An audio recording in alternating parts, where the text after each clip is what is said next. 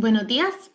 Les damos la bienvenida a la sesión virtual Consideraciones prácticas de cara al cierre fiscal, organizado por EY Centroamérica, Panamá y República Dominicana.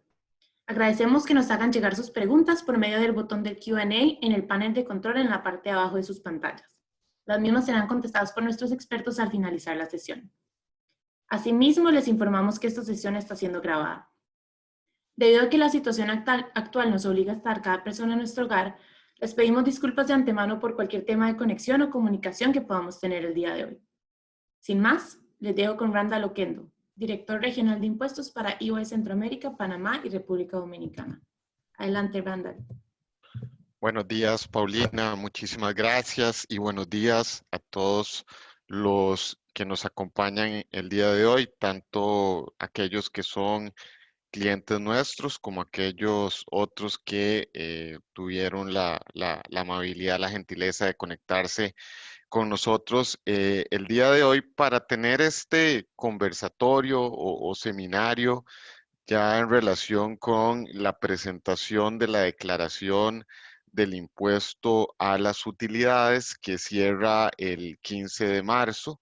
Declaración que es la primera vez que implica una aplicación completa de todas las reglas que fueron, que se introdujeron mediante la reforma que se dio con la Ley de Fortalecimiento de las Finanzas Públicas. Y además de eso, que en muchos casos es una reforma donde tenemos un periodo fiscal de 15 meses, ya que hay una transición para aquellas empresas que venían con un periodo, venían aplicando un periodo ordinario y precisamente con base en las reglas o en las nuevas normas de la reforma, tuvieron que modificar su periodo al plazo de 15 meses. Periodo que si bien cerró el 31 de diciembre del 2020, tiene muchísimas particularidades. Creería que la más importante es la pandemia global que afectó a todas las empresas. En una encuesta, no sé si fue de La Nación o El Financiero, recientemente se hablaba que el 94% de las empresas en Costa Rica reportaron que se habían visto afectadas por la pandemia. Entonces, definitivamente que la pandemia es un jugador externo que definitivamente en el cierre o en la presentación o en los resultados del 2020 ha tenido una relevancia muy importante. Y también como que si no fuese poco, todo lo que las empresas y personas físicas a nivel comercial de negocios han vivido durante el año 2020. Tenemos una administración tributaria, una Dirección General de Tributación, que básicamente no tiene un norte. El 6 de enero, por ejemplo, se emite un famoso criterio institucional en relación con el diferencial cambiario y todavía el día de ayer, apenas a menos de 12 días de presentar la declaración del impuesto sobre la renta, se están publicando aclaraciones sobre este criterio institucional. Entonces, si bien ya estamos cercanos a la fecha de cierre del periodo fiscal, sí creemos que un evento de este tipo es de mucha ayuda y relevante para la declaración que ustedes estarán próximos a presentar en los siguientes días. El día de hoy nos acompañan como expositores la señorita Gabriela Sánchez, gerente de nuestra área de impuestos, Daniel Quesada, gerente de nuestra práctica también de impuestos, enfocado en temas de política fiscal y litigio tributario, y Rafael Sandí, senior de nuestra práctica de impuestos, especializado en todos los temas que tienen que ver con cumplimiento fiscal. La agenda para el día de hoy, iniciaremos hablando del impuesto sobre la renta, cuáles son aquellos áreas más relevantes que deberían tomarse en consideración de previo a la elaboración final de la declaración del impuesto sobre la renta.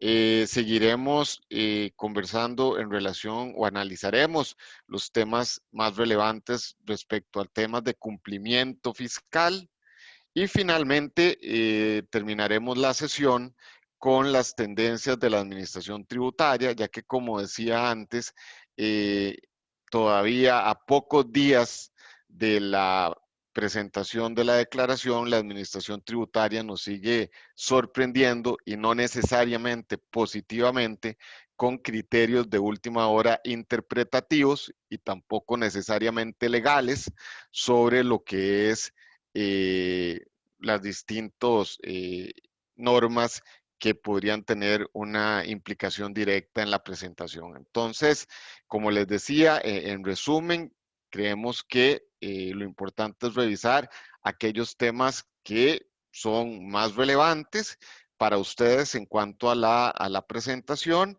y que podamos también, si nos da tiempo, esperamos que sí, evacuar aquellas preguntas que ustedes puedan tener respecto a este tema.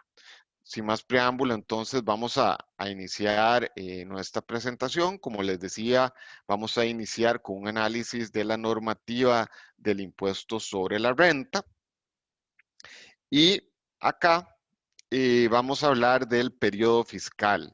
Como les decía al inicio, el periodo fiscal para el año 2020 para muchos de ustedes o para algunos de ustedes puede tener una particularidad muy importante y es que hasta antes de este año todos estábamos, o la gran mayoría, porque no podemos desconocer que habían periodos especiales aprobados por la Administración Tributaria, la gran mayoría presentábamos una declaración que comprendía del 1 de octubre de cada año al 30 de septiembre del año siguiente.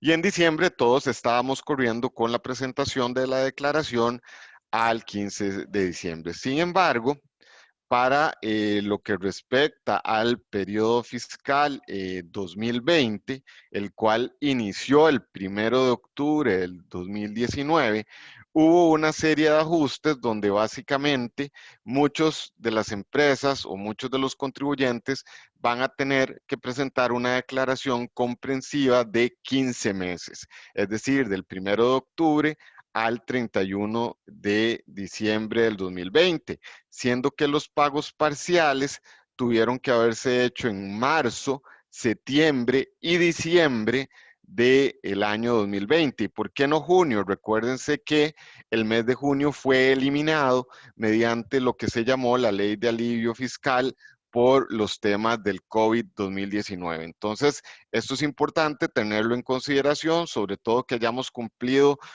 con las fechas que implican los pagos parciales y también que tenemos un periodo comprensivo de 15 meses. A partir del periodo fiscal 2021, ya todos vamos a tener que pasar a un periodo fiscal del 1 de enero al 31 de diciembre. Acá tal vez es importante resaltar que había un plazo de un mes para que quienes tenían, cuando entró en vigencia la ley de fortalecimiento de las finanzas públicas, aquellos que tenían un periodo especial, recuerden que tenían que solicitar una autorización para continuar con ese periodo especial.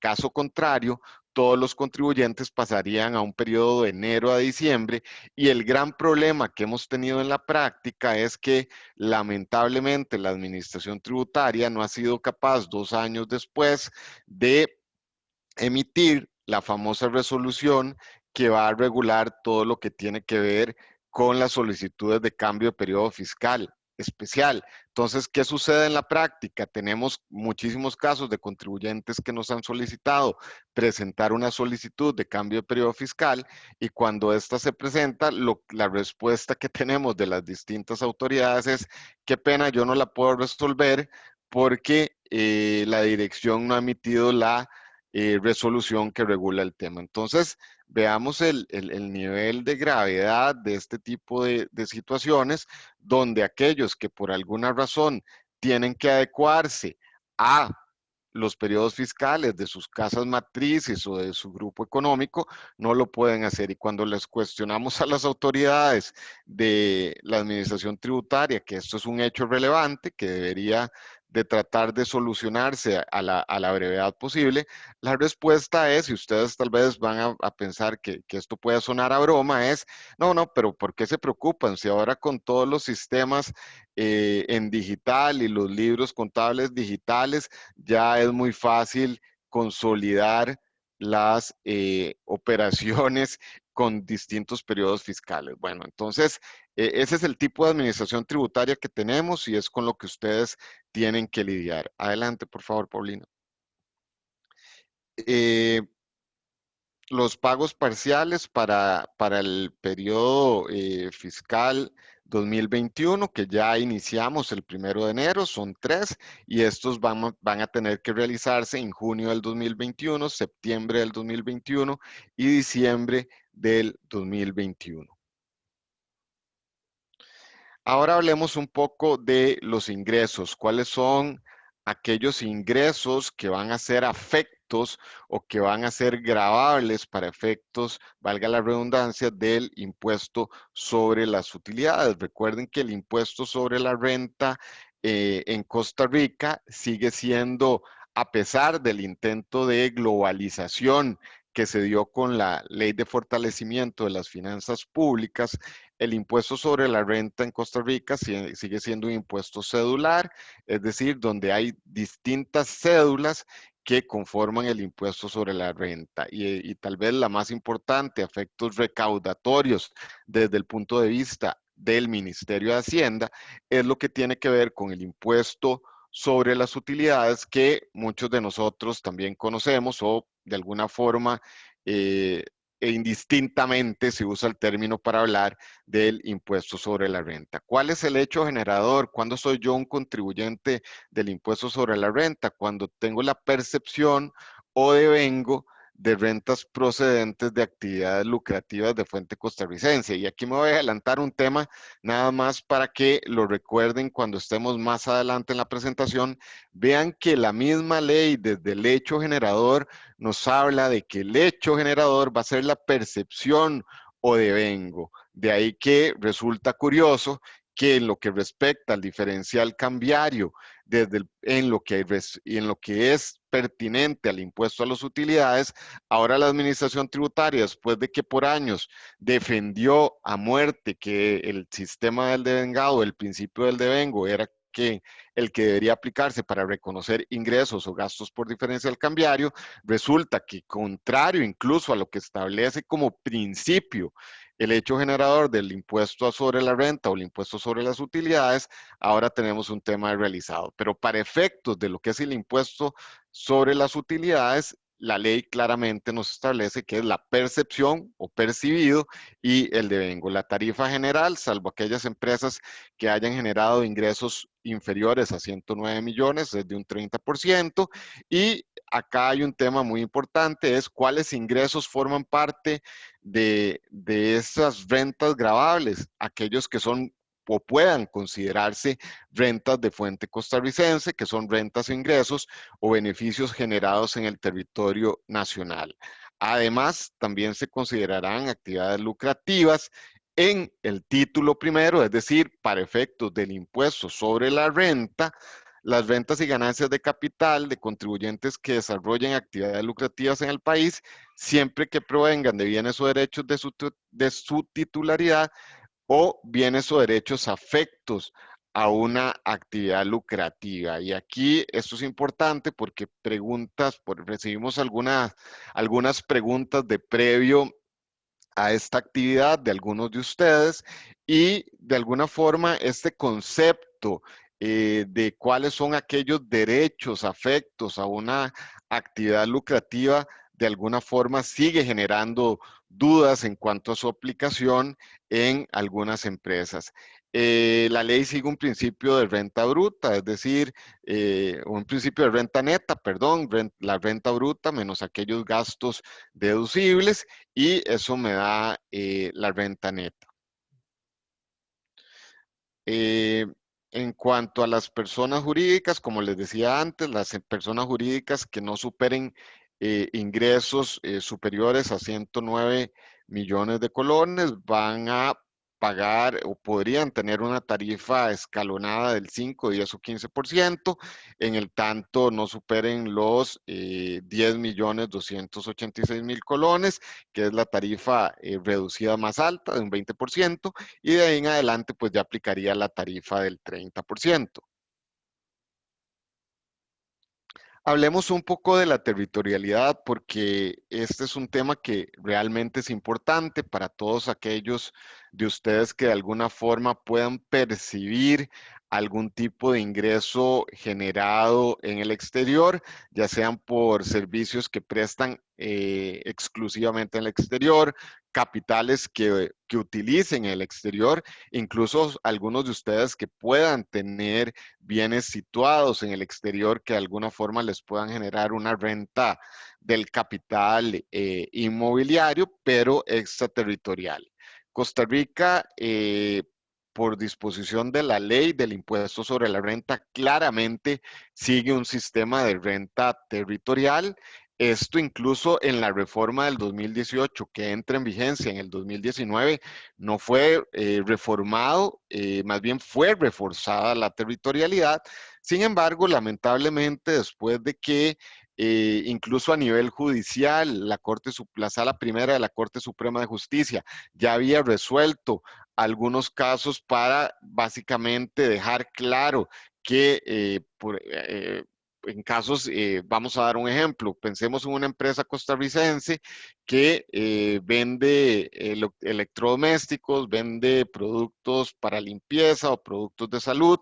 Esa empresa costarricense compra o se abastece de algunas plantas relacionadas del grupo o incluso no necesariamente del grupo en México, Estados Unidos, Colombia, Brasil, y desde ahí esos bienes viajan directamente a sus otros mercados internacionales, hablemos de Centroamérica, por ejemplo, a nivel judicial se ha establecido que esas eran rentas extraterritoriales y que por ende no estaban sujetas al impuesto sobre la renta. Entonces, cuando yo tengo una renta extraterritorial de ese tipo, tenía que hacer una asignación de un gasto no deducible proporcional a mis ingresos no gravables. Sin embargo, a pesar de la claridad de esos fallos emitidos por la Sala Primera de la Corte Suprema de Justicia, la Administración Tributaria en los últimos 4 o 5 años siguió tratando de aplicar de facto, y esto es importante porque ustedes recordarán que cuando empezamos a hablar de la reforma a la ley de renta para efectos de los acuerdos con el Fondo Monetario Internacional, uno de los temas que más generó discusión y que incluso el propio ministro de Hacienda tuvo que ceder en su intención de ampliar o tener lo que se llamaba una renta mundial aplicable a rentas pasivas o una renta territorial ampliada, tuvo que echar para atrás y reversar esa intención. Entonces, de facto, sin que medie una reforma legal, la administración tributaria ha venido aplicando una renta territorial ampliada donde hay reiterados casos de intereses generados en el exterior que han sido determinados o reconocidos como rentas de fuente costarricense, diferencial cambiario generado en el exterior, incluso casos donde hay un caso particular bastante famoso, por decirlo de alguna forma, donde una empresa hizo un aporte de capital extraordinario a una subsidiaria en Panamá y la administración tributaria desconoció ese aporte extraordinario de capital, lo transformó en un pasivo, le imputó intereses y generó o determinó un ingreso grabable por los intereses y por el diferencial cambiario. Entonces, vean los absurdos a los que llegamos. Y recientemente, el día de ayer, estábamos viendo el caso de un cliente nuestro que hace el día viernes les notificaron los resultados de una auditoría fiscal. Ustedes saben que hay muchas empresas, sobre todo empresas multinacionales, que manejan el sistema del cash pooling. ¿Qué es el cash pooling? Donde todas las empresas del grupo es básicamente la entidad financiera del grupo. Entonces, esas empresas del grupo, los saldos a favor que tienen en lugar de tenerlos en un banco local, los depositan en esa entidad financiera del grupo y eso empieza a financiar las distintas cuentas por cobrar, por pagar y necesidades de liquidez que tienen las empresas a nivel mundial. Y a mí, por esa inversión o ese aporte que yo tengo, se me genera un interés. Interés que claramente es extraterritorial. En este caso que les estoy comentando precisamente el viernes, la administración tributaria, bajo esta principio de renta territorial ampliado, lo que hace básicamente es decir que no, que el principio de territorialidad no se puede limitar a una interpretación geográfica. ¿Cómo es eso? Si no se puede limitar a una interpretación geográfica, no podemos hablar de un principio de territorialidad en los términos que tiene la ley. Entonces, para todos aquellos que tengan rentas que consideren extraterritoriales, técnicamente siguen siendo extraterritoriales, pero sí tienen que saber que la administración tributaria básicamente está desconociendo de facto el principio de territorialidad, al punto que varios contribuyentes tomaron la decisión, porque el tema escaló a la Sala Primera de la Corte Suprema de Justicia. Lamentablemente, los magistrados de la sala, con otra composición a la que se había dado a inicios de los años 2000, reversan los criterios anteriores y fallan a favor de la administración tributaria, lo cual llevó a que se cuestionaran estos antecedentes jurisprudenciales ante la Sala Constitucional. Y bueno, pues ahora estamos a la espera de la resolución de la Sala Constitucional, en el tanto si existe o no una violación a los principios de reserva de ley o al principio de legalidad. Adelante, por favor.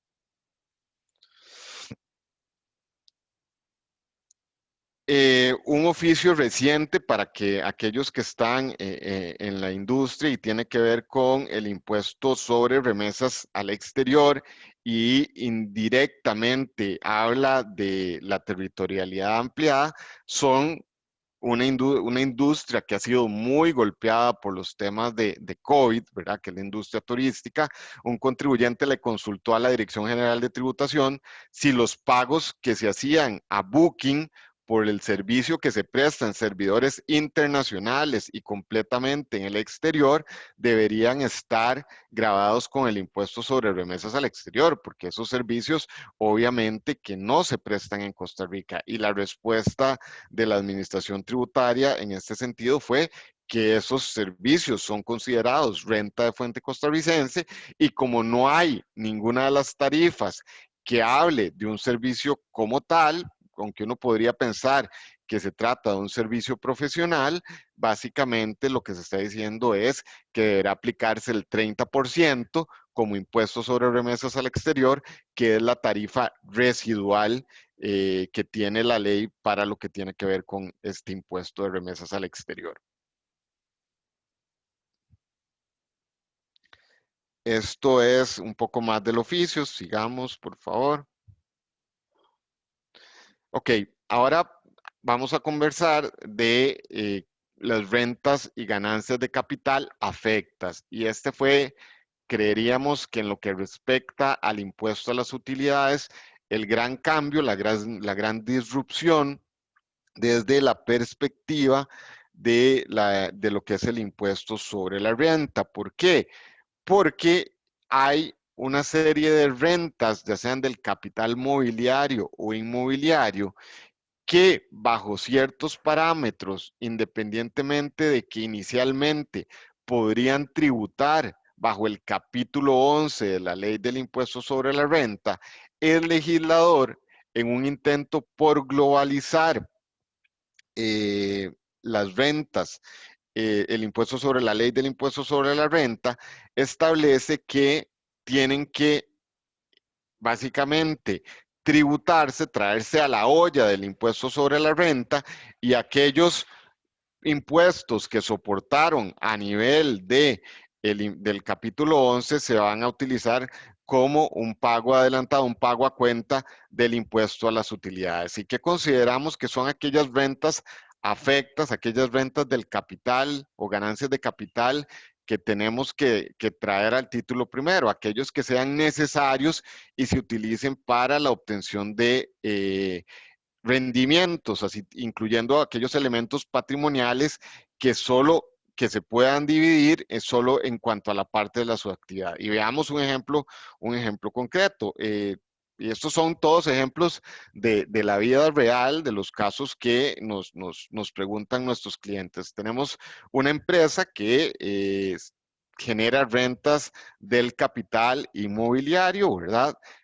¿Por qué? Porque tiene una estación de servicios, una gasolinera que alquila y además en el mismo lote, en la misma finca, tiene algunos otros locales comerciales que alquila. Recuerden que por todas las empresas que generaban rentas del capital inmobiliario, por default, automáticamente con la entrada en vigencia de la Ley de Fortalecimiento de las Finanzas Públicas, la Administración Tributaria las incluyó bajo el título 11. Sin embargo, la ley previó que aquellas empresas que tuvieran un empleado en planilla y que quisieran trasladarse y seguir pagando en el título primero, podían hacerlo, ¿verdad?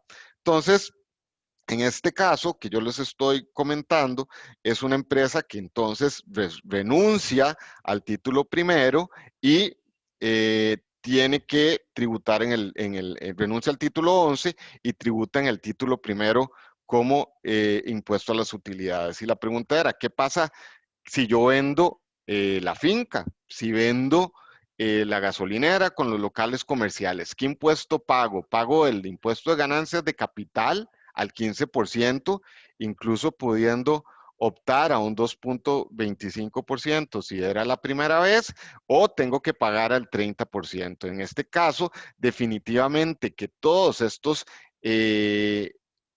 bienes que componen el patrimonio de la empresa caen dentro de la definición de afectación, ¿verdad? Porque son necesarios para utilizarlos en la obtención de los rendimientos. Entonces, la venta de esa finca, de esos inmuebles, generará una ganancia de capital gravable al 30%, bajo el otro elemento también, ¿verdad? Que son bienes que probablemente se depreciaron. Entonces, por ahí va la definición de afectación para efectos del impuesto sobre la renta. En cuanto a la no afectación, ¿qué bienes se consideran no afectos? Los destinados a uso particular, los que no figuren en la contabilidad, bueno, que son supuestos muy difíciles de que sucedan en la vida real, porque una empresa completamente formal, probablemente todos sus activos productivos los va a tener registrados contablemente, no va a tener probablemente la casa del accionista en la playa registrada contablemente. Y tampoco tendrán, por disposición expresa de ley, que globalizarse las acciones, títulos, valores de oferta pública y emitidos por entidades supervisadas y participaciones en fondos de inversión. Y aquí cuando se hablan de títulos, valores de oferta pública, porque hay muchos de ustedes que probablemente lo tienen, también se incluyen los títulos del gobierno. En relación, un elemento importante a considerar también para efectos de sus declaraciones del impuesto a las utilidades y sus declaraciones mensuales es la reforma que hubo en lo que se refiere, porque probablemente ustedes se cerró el periodo fiscal 2020, probablemente pocas empresas en el país, pero bueno, algunas también, el COVID tuvo ganadores y perdedores, ¿verdad? Entonces probablemente se cierran resultados, tenemos utilidades retenidas por distribuir, nuestro accionista quiere que le distribuyamos esas acciones. Recuerden que se eliminó la exención que había cuando se hacía una distribución de la compañía B, según el slide de la compañía A, en el tanto esa compañía A sea una empresa pasiva, simplemente tenedora de acciones. La única forma de mantener la exención a ese nivel era cuando la compañía A efectivamente tenía una actividad lucrativa que así estuviera registrada valga la redundancia, en el registro único tributario. Y cuando este pago es al exterior, si bien este es un pago por dividendos también, ahí lo que aplica es la cédula del impuesto sobre remesas al exterior, por lo que aplica el 15% directamente. Algo muy importante, porque incluso hemos tenido casos de clientes que llegan asesorados por alguien más, si la compañía B le paga dividendos a la compañía A y la compañía A no es activa, y es decir, le retiene el 15% a nivel de la compañía B, cuando la compañía A llegue o envíe esos fondos a los accionistas, no vuelve a aplicar otra retención, ¿verdad? Eso es muy importante porque lo hemos visto, preguntas de clientes nuestros que nos dicen que se aplica esa doble retención, pero sin embargo, esto no es así. Ahora hablemos uno de los temas, un poco sobre uno de los temas estrellas de este seminario, que es el tema del diferencial cambiario. Como ustedes recordarán, por muchísimos años y ha existido una serie de discusiones entre los contribuyentes y la administración tributaria sobre cuál es la forma correcta de reconocer como ingreso gravable o gasto deducible el diferencial cambiario. Por muchos años, algunos de ustedes recordarán que Costa Rica, para efectos del tipo de cambio, siguió un sistema de mini devaluaciones. Entonces, básicamente, con ese sistema de mini devaluaciones, para mí era fácil, muy fácil prever cuál iba a ser mi gasto deducible por diferencial cambiario, ¿verdad? Porque el colón se devaluaba todos los días en un determinado porcentaje. Así las cosas, entonces, Costa Rica decidió moverse de un sistema de mini evaluaciones a un sistema de bandas cambiarias y después ya lo que rige al día de hoy, un sistema de flotación administrada, donde de alguna forma el dólar tiene más libertad para apreciarse o no respecto al colón.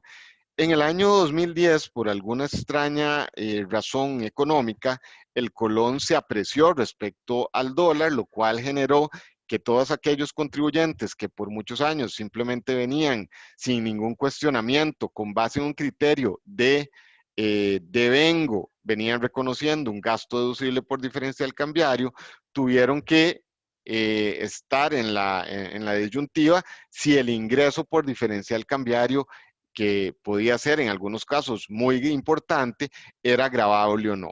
Y se generó toda una discusión a nivel de asesores del Ministerio de Hacienda y la posición predominante que se dio a nivel de mercado era, bueno, no, esto es una ganancia de capital no realizada, eh, según una interpretación, y aquí sí tenemos que reconocer que al menos nosotros en EY no estuvimos nunca tan de acuerdo con esa interpretación, pero bueno, la posición de mayoría, por llamarla así, era que era una ganancia de capital no realizada. Se presentaron consultas al amparo del artículo 119 de la Administración Tributaria y eso generó una serie de litigios tributarios, los cuales no han sido resueltos en su totalidad, pero que dieron lugar a fallos contradictorios incluso al más alto nivel de la Sala Primera de la Corte Suprema de Justicia. Entonces, si ustedes me preguntan, hasta antes de la reforma, es decir, hasta antes del 1 de julio del 2019, cuál era el tratamiento del diferencial cambiario, no quedaba claro si era bajo un principio de devengo o bajo un principio de realizado. Lo que sí quedaba claro era que la administración tributaria defendió a muerte que era el criterio de devengo y incluso emitió un criterio institucional en el 2017. ¿Qué pasa? Que cuando se reforma la ley del impuesto sobre la renta, en el artículo 5, básicamente, se nos dice las diferencias o sea, formarán parte de la renta bruta, las diferencias cambiarias originadas en activos o pasivos que resulten entre el momento de la realización de la operación y el del percepción del ingreso o pago del pasivo. Claramente, hasta ahí tenemos un principio de percibido o realizado reconocido por el legislador, pero inmediatamente después el legislador incluye una coma y cerra la puerta, Karina, una coma y dice o el del cierre del periodo fiscal. Y eso no es otra cosa más que el principio del devengo. claramente establecido en lo que respecta al impuesto sobre las utilidades. Y esto viene a ser reforzado en el artículo 8 del reglamento a la ley del impuesto sobre la renta, de donde además, algo muy importante, ¿de dónde salen los reglamentos? Los reglamentos salen del Poder Ejecutivo. Esto ya no es obra del legislador, quiere decir que el ministro del ramo, que en este caso es el ministro de Hacienda y el presidente, firman un decreto ejecutivo que da vida al reglamento, y el reglamento en el artículo 8, inciso C, nos dice: las ganancias por diferencias cambiarias originadas por el pago de pasivos o por la percepción de ingresos por activos, así como las ganancias por diferencias cambiarias originadas por los saldos de activos y pasivos al cierre del periodo del impuesto. Señores y señoras, si esto no es el reconocimiento del principio del devengo, yo la verdad no entiendo qué puede ser. Pero ¿qué sucede? A pesar de la claridad de la normativa y que todos preveíamos que ya el tema o la discusión sobre diferencial cambiario, y algo muy importante, hay ganadores y perdedores con la interpretación de la administración tributaria, pero el enfoque que estamos viendo el día de hoy es estrictamente legal. ¿Qué dice la ley? Aquí no vamos a entrar a valoraciones subjetivas, a mí me sirve, a mí no me sirve. ¿Es el criterio institucional acorde a la ley? No, es completamente ilegal. Y vamos a ver por qué. Adelante, por favor.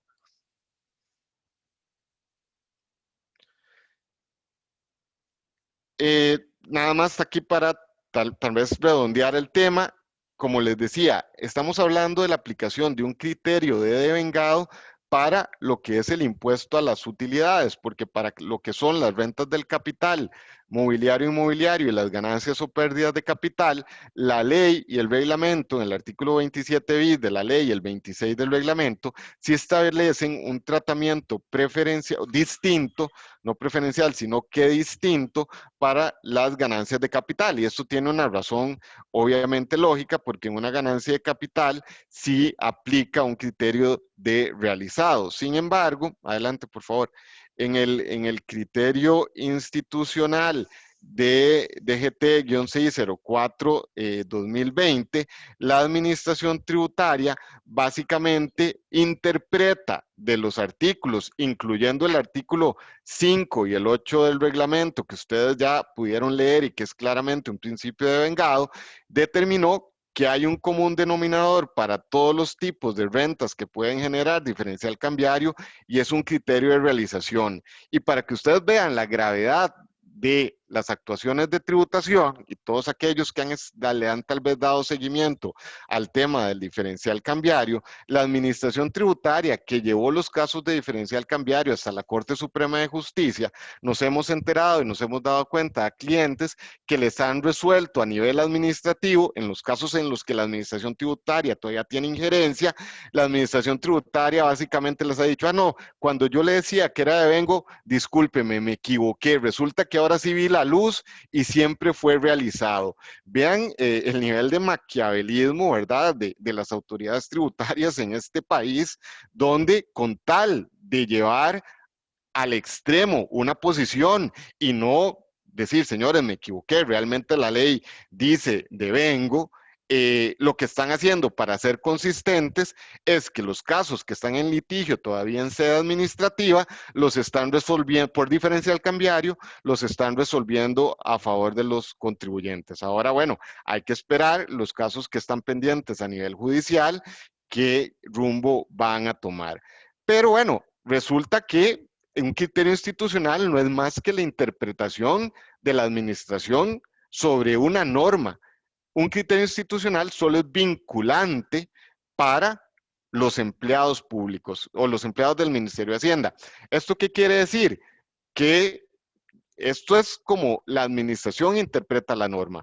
Si de alguna forma yo interpreto la norma a contrario sensu, yo no necesariamente tengo que aplicar un criterio de realizado como lo plantea la administración, en el tanto yo considere que tengo los fundamentos técnicos para aplicar un criterio de devengado. Ojo, y esto es muy importante, que el hecho de que yo tome la posición contraria al criterio institucional, a pesar de la claridad de la ley, hacer el criterio institucional vinculante para los funcionarios del Ministerio de Hacienda ante una eventual auditoría fiscal, evidentemente hay un riesgo muy alto que si yo tomo la posición del devengado, a pesar de que sea la correcta con base en la ley y el reglamento, vaya a tener que ir a pelear incluso a los tribunales de justicia esa posición del Ministerio de Hacienda.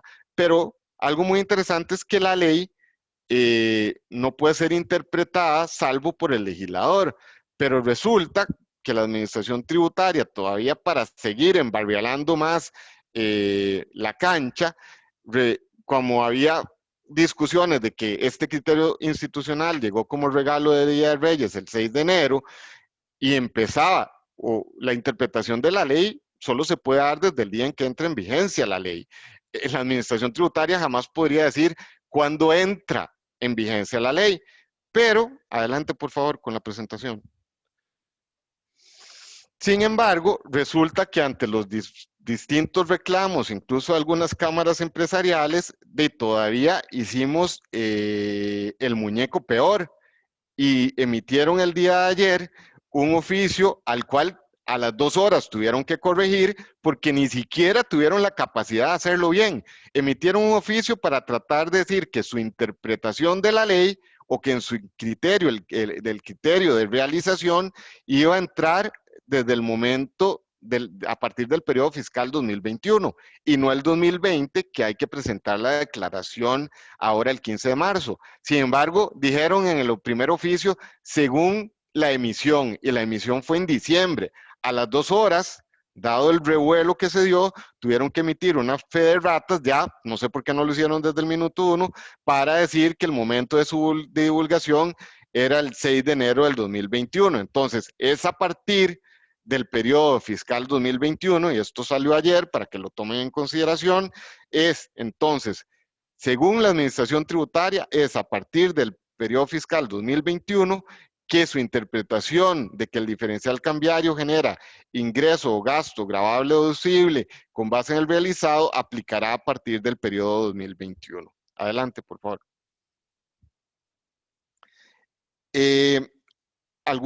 Otros criterios institucionales importantes, adelante por favor, es el criterio institucional DGT 03-2020, que también salió en enero, que nuevamente también es contrario a derecho, tiene que ver con la aplicación del impuesto de traspaso en fusiones por absorción. Recordemos que la ley del impuesto sobre bienes inmuebles nos dice que aplicará el impuesto de traspaso cuando hay un cambio en el poder de control.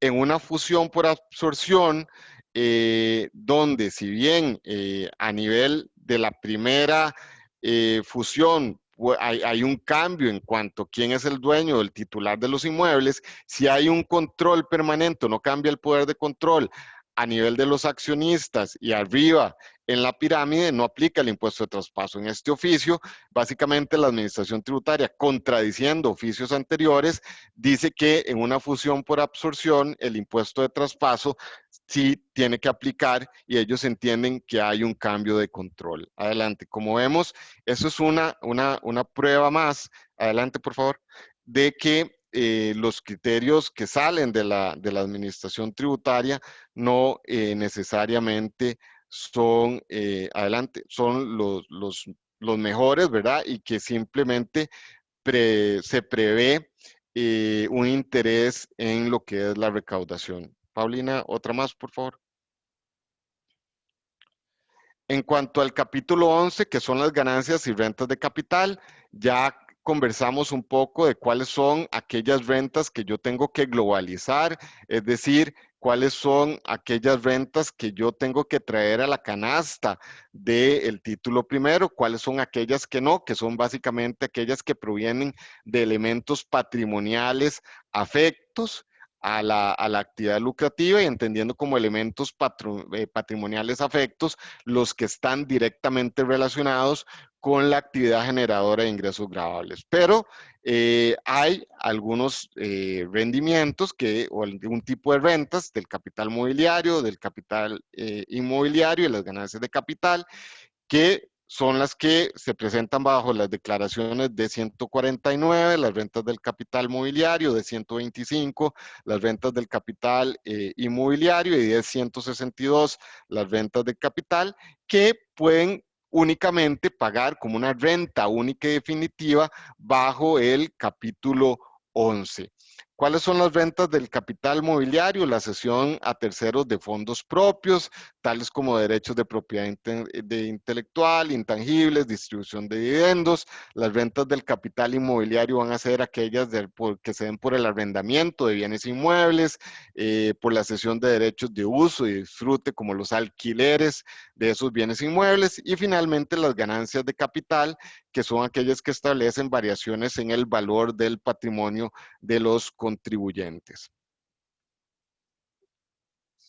En relación con las ganancias de capital, es importante tener en cuenta que aquellas ganancias de capital sobre bienes adquiridos de previo a la entrada en reforma de la reforma el 1 de junio del 2019 pueden pagar, optar por pagar sobre el 2.25 del ingreso bruto o el 15% entre la diferencia del valor en libros y el valor real de mercado que se va a dar en la transacción.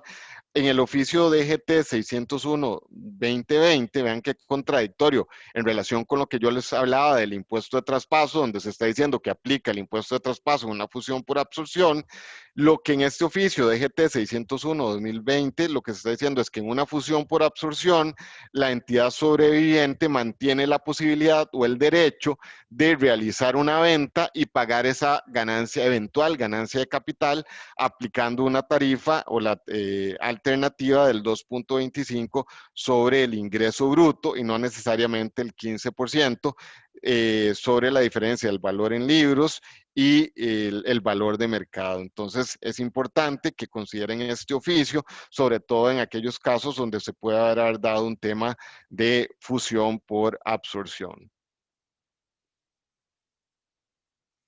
Las rentas del capital inmobiliario, recuerden que tributan sobre un 15% del ingreso bruto. Sin embargo, ese 15% se paga sobre el 85%. Básicamente, que la ley lo que hace es concederles un 15% de gastos sin necesidad de presentar los comprobantes. Como les decía antes, existe la posibilidad de pasarse al título primero. Sin embargo, en estos días se están dando problemas con la Caja Costarricense del Seguro Social, que lamentablemente tampoco beneficia el clima de negocios en este país, porque muchas de las empresas una empresa del sector inmobiliario con un alto apalancamiento, pues era lógico que iba a preferir mudarse, por decirlo de alguna forma, al título primero, y pagar sobre una renta neta y no el 15% sobre el 85%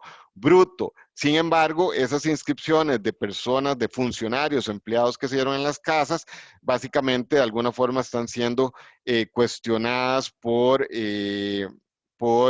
la Caja Costarricense del Seguro Social. Otro tema que ha generado gran discusión es qué pasa cuando yo soy una empresa que pago únicamente rentas del capital inmobiliario y la ley me dice que es una retención única y definitiva. Cuando yo pague un dividendo, ese dividendo está exento. Bueno, en el oficio 2100-2019, básicamente la posición de la administración tributaria es que cuando yo pago un dividendo que se generó en una empresa que estuvo sujeta a la renta, al pago del impuesto sobre las rentas del capital inmobiliario, aplica adicionalmente ese 15% del pago de dividendo. Y algo muy importante es que en el caso que de alguna de las entidades del grupo se encuentre actualmente tributando bajo el régimen mensual y se debe pasar al régimen del impuesto a las utilidades, bajo el entendido que cumple con los requerimientos, debe solicitarlo antes del siguiente periodo fiscal. Entonces, en este momento, si yo no hice el cambio antes del 1 de enero del 2021, voy a tener que mantenerme por todo el periodo fiscal 2021 presentando las declaraciones mensuales como rentas del capital inmobiliario. retenciones del 2%.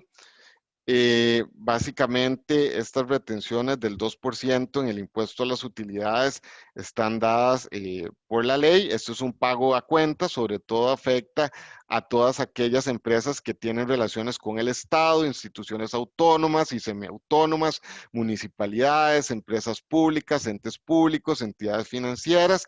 Esto nace de licitaciones, contratos, pagos por medio también de tarjetas de crédito, de débito. Y recordemos que para efectos de la declaración del impuesto sobre la renta, eso se puede utilizar como un pago a cuenta. ¿Y cuál es esa documentación soporte que ustedes requieren? Bueno, las facturas, los contratos, la contabilidad, y es muy importante porque la administración tributaria a nivel de las auditorías fiscales así lo solicita, es tener una certificación de las retenciones que se realizaron. Ahora, la pregunta es, ¿qué pasa si yo al 15 de marzo el ICE o el Banco de Costa Rica o el Banco Nacional no me ha generado la certificación de retención? Bueno, la posición es que se podría reconocer, aplicar el 2% como un pago a cuenta del impuesto. Sin embargo, tenemos que dejarnos ese cheque, ese pendiente, ese to-do para poder generar o que nos generen estas instituciones la certificación de retenciones. Bueno, ahora vamos, este es por temas de tiempo, creo que es un resumen de los puntos más importantes desde el lado del ingreso. Vamos a continuación a referirnos o revisar los temas más sensibles desde el punto de vista del gasto, y para eso nos acompaña el día de hoy, ya la presenté anteriormente, mi colega Gabriela Sánchez. Adelante, Gabriela, por favor. Muchas gracias, Randall. Bueno, ya como bien escucharon a Randall, ya vimos toda la parte relacionada con ingresos y su respectivo tratamiento. Ahora, en esta sección, estaremos analizando los gastos y su tratamiento fiscal, la forma de documentarlo y algunas reglas especiales para ciertos gastos específicos. Un gasto es una erogación, ¿verdad?, que hace una empresa para la adquisición de bienes o servicios, y según la naturaleza del gasto, podrán ser considerados de conformidad con la ley como gastos deducibles o no deducibles para efectos de la determinación del impuesto sobre la renta. Como regla general, y eso es importante que lo tengan muy claro, porque eso ustedes lo tienen que tener presente a la hora de analizar cada gasto, se consideran deducibles los costos y gastos útiles necesarios para la generación de rentas gravables, que se les hayan aplicado las retenciones cuando procedan y cuenten además con la documentación soporte idónea. A contrario censo, ¿verdad? Además de la lista de gastos no deducibles que establece la ley, la administración también, dentro de sus facultades, está posibilitada para rechazar la deducibilidad de los gastos cuando estos pues se consideren gastos excesivos, cuando no cuenten con la documentación soporte requerida y además cuando no sean necesarios para generar renta gravable. Y esto lo vamos a estar escuchando más adelante y vamos a estar haciendo énfasis en esto porque estas básicamente son las reglas para determinar si estos gastos son deducibles o no. Hay un detalle importante y también cabe la pena mencionarlo, que cuando los costos o gastos autorizados se efectúen para producir indistintamente rentas grabadas o exentas, se deberá deducir únicamente la proporción que corresponde a las rentas grabadas según lo establece el artículo 7 de la Ley del Impuesto sobre la Renta. Siguiente, por favor. Como mencionábamos anteriormente, ¿verdad? Para que un gasto se considere deducible, además de la regla general que vimos, estos deben de contar con la debida documentación soporte. Y la ley sobre este punto establece que los comprobantes de respaldo deben estar autorizados por la administración tributaria. Estos comprobantes claramente hoy por hoy se refieren a los comprobantes electrónicos o la factura electrónica que tuvimos que haber implementado pues hace ya varios años. Y es, bueno, recordemos que hay un tema importante porque inicialmente cuando empezó la facturación electrónica, para que un comprobante tuviera efectos fiscales y contables, se requería que fueran aceptados por los receptores uno por uno. No obstante, aquí hay un cambio importante y es a partir del 10 de febrero del 2020 que esto cambia y lo que establece ahora es que si el comprobante no se rechaza, se tiene por aceptado en su totalidad. Entonces, para aquellos contribuyentes, bueno, hay una excepción, para aquellos contribuyentes que estén amparados a un beneficio fiscal, ellos sí siempre deberán confirmar o rechazar el comprobante. Otro tema, todavía no, devuélvete un poco, Paulina, yo te aviso. Otro tema importante de facturación electrónica y gastos es que, bueno, actualmente únicamente se encuentra habilitada la factura de compra para justificar gastos por compras realizadas a contribuyentes adscritos a un régimen tributario especial. ¿Qué quiere decir esto? Esto se refiere a aquellos gastos con contribuyentes del régimen de tributación simplificada o régimen especial de tributación para el sector agropecuario. Todavía estamos a la espera, ¿verdad?, de que pues, se pueda emitir una factura de compra para un proveedor residente en el exterior. Pero bueno, eso lo estamos monitoreando y eventualmente pues estaremos emitiendo los comunicados cuando esto eventualmente salga. Siguiente, por favor. El artículo 8 de la ley enumera una lista de gastos deducibles, dentro de los que se encuentran, entre otros, ¿verdad? Algunos de estos aquí, voy a citar algunos: los costos de bienes y servicios, sueldos, salarios, bonificaciones, primas de seguros, intereses y otros gastos financieros y deudas incobrables. Siguiente, por favor. También, entre otros gastos deducibles, vamos a poder pues, incluir depreciación por activos y cuotas patronales. Respecto a los intereses y otros gastos financieros, veremos ciertas reglas especiales que deberán considerar para la deducibilidad de intereses y estas deudas incobrables, porque también, bueno, les vamos a mencionar unas actualizaciones que ha emitido la Administración Tributaria y reglas especiales sobre estos dos puntos. Siguiente, por favor. Por su parte, así como se establece una lista de gastos deducibles, también la ley prevé en su artículo 9 la lista de gastos no deducibles, dentro de los que podemos encontrar, entre otros, no los voy a leer uno por uno, pero algunos más importantes son, digamos, los impuestos, entiéndase, impuestos sobre la renta, IVA, selectivos de consumo y tasas especiales, remuneraciones no sometidas al régimen de la Caja Costarricense del Seguro Social, donaciones que superen el 10% de la renta neta, e intereses pagados a una sociedad de responsabilidad limitada a sus cotistas y que excedan el 20% del EBITDA. Entonces, este artículo, bueno, pues me va a citar listas, pues, de la lista de gastos que no procederán para su deducción. Siguiente, por favor. Como les mencionaba anteriormente, respecto a la deducibilidad de intereses no bancarios, hay una limitación y, bueno, recuerden que arriba citábamos que dentro de la lista de gastos deducibles estaban los intereses y otros gastos financieros relacionados con el manejo del negocio. Entonces, efectivamente, este concepto sería deducible, pero en el caso de intereses no bancarios, o podemos decir intercompany, la ley establece una limitación de deducibilidad que fue introducida con la reforma fiscal. Y lo que dice es, la regla general de esta limitación establece que la deducibilidad máxima de intereses netos es de un 20% del EBITDA por cada periodo fiscal. Y los intereses no deducibles podrán deducirse en periodos fiscales sucesivos hasta agotarse. Claramente hay intereses pues, que no están sujetos a esta limitación, por ejemplo, comisiones bancarias de formalización de crédito, intereses de deudas con entidades reguladas, entre otros, ¿verdad? Las tarifas de la limitación inicia con un 30% por 2 años.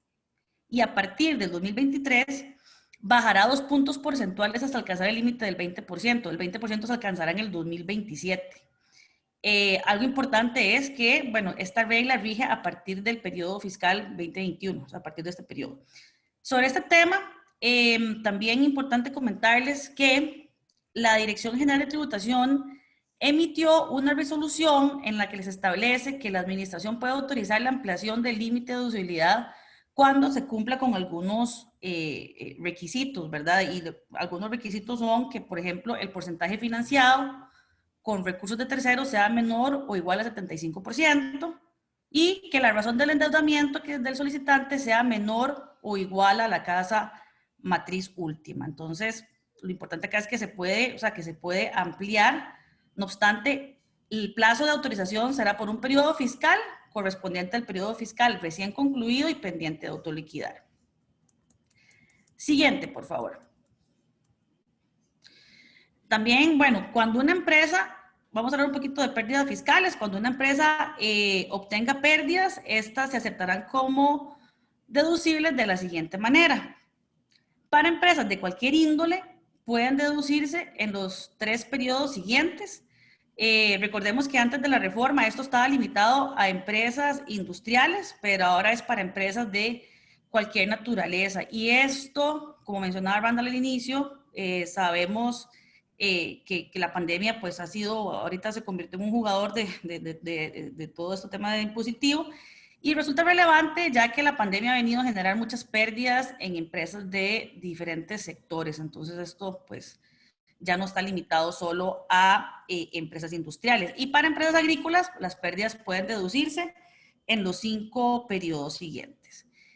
Algo importante de destacar es que la deducción de las pérdidas está sujeto a que éstas se encuentren debidamente contabilizadas como diferidas en cada periodo del impuesto en que hayan ocurrido y únicamente sobre aquellas pérdidas, claramente, que tengan relación con la actividad lucrativa que lleva a cabo el contribuyente. Entonces, esto es importante para poder aplicar este arrastre.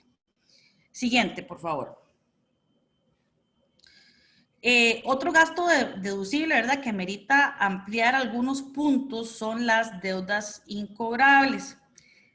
La ley dispone que, como lo pueden ver ahí, las deudas manifiestamente incobrables son deducibles de la renta bruta, siempre que se originen en operaciones de giro habitual del negocio y que se hayan agotado las gestiones legales para su recuperación. Entonces, eso es como la regla general, pero también por su parte el reglamento establece que serán deducibles siempre que se originen en operaciones de giro habitual del negocio y que se indiquen las que justifiquen tal calificación.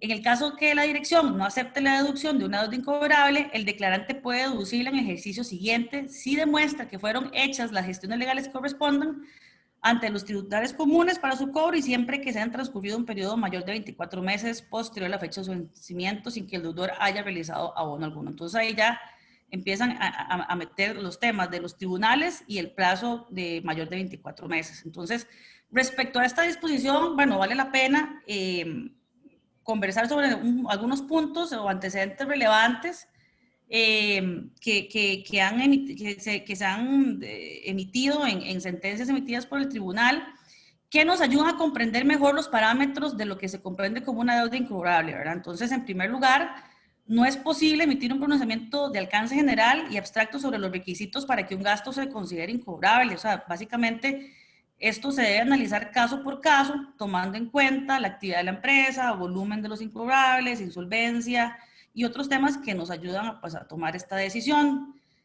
Es importante comprobar que las gestiones administrativas destinadas a la recuperación, que evidencian la imposibilidad material de recuperación, ¿verdad? Esto es importante porque no necesariamente podríamos decir que es necesario acudir a la vía judicial, ¿verdad? Si pues la deuda tal vez no es tan grande.